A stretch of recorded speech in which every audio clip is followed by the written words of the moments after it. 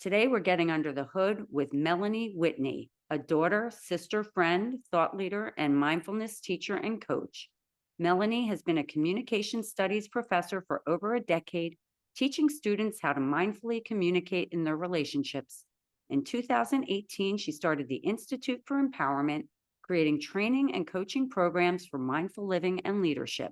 Melanie's work has taken her around the world, speaking on stages for TEDx, LinkedIn, and the United States military. Her mission is to teach busy professionals how to integrate more mindfulness into their communication, relationships, and mindset. Welcome.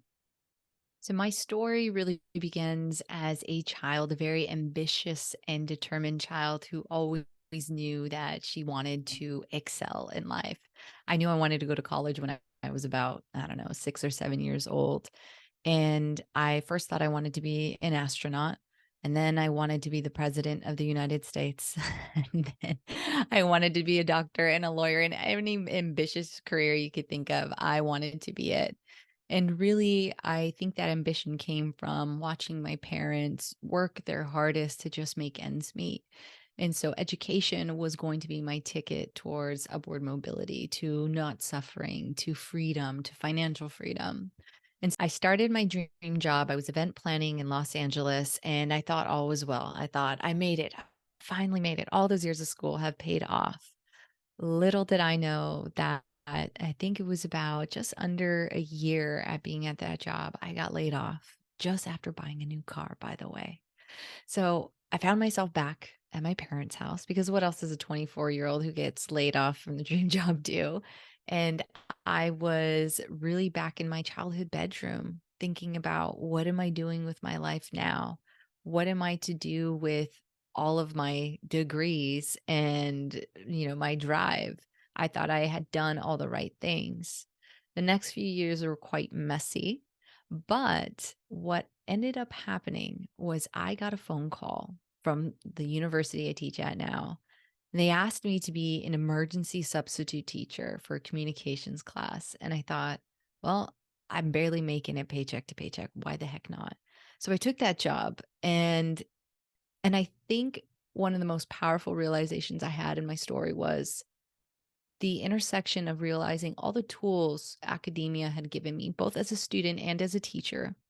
It gave me a lot of framework of how to do proper research, how to read these complex studies that unfortunately are written in ways that are not really for the public, but for other academics. And then it also gave me this, curiosity about mindfulness and exploring that and bringing the intersection of those two things together.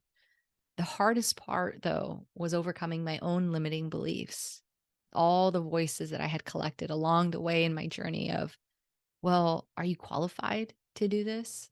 What are your credentials? Who's going to believe you? You're 20 something years old. Who's going to listen to a 20 something year old? And I thought, wow, these voices are right. And I let them be right for way too long. But luckily, after doing more inner work, therapy, examination, self help books, I really found that, life is so finite. We don't have a lot of time left. And that's kind of how I ended up here coaching, training. You saw in my bio, I've been on LinkedIn stages. I've been there for TEDx. I've gone around to US military bases doing behavioral health training. And all these different people and different places, I've learned that we're really all the same. We look different, we act different a little bit, but in the inside, we're all craving the same things. And I think that's what I'm after is teaching people how to examine themselves so that if you can get to know yourself better, you really can have more meaningful connections with others. And really, that's what life is about, right? Meaningful connections with others, because we can't take any of this stuff with us. We can't take any of our belongings, just the things that we can carry in our soul. I think my superpowers are my ability to be very aware. I notice patterns in human behavior quite easily, which I really helps me in the sense of understanding people and humans and how we can be better and where my own blocks are, right? Where I'm having repetitive behaviors or toxic behaviors that are not helping me, that are not serving me, and it allows me to examine.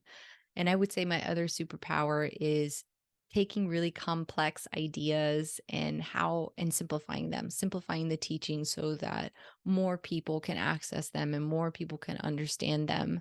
So that I think comes from being a teacher, but I would say that's probably my favorite superpower is taking something complex and making it easy to understand.